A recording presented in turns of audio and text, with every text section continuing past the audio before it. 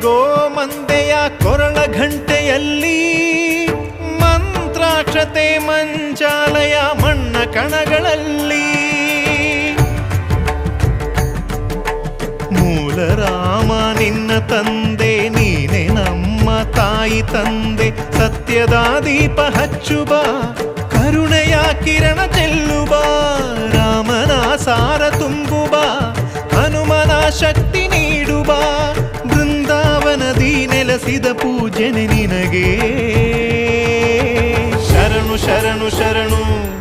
ಗುರು ರಾಘವೇಂದ್ರ ಶರಣು ಶರಣು ಶರಣು ಶರಣು ಗುರು ಸಾರ್ವಭೌಮ ಶರಣು.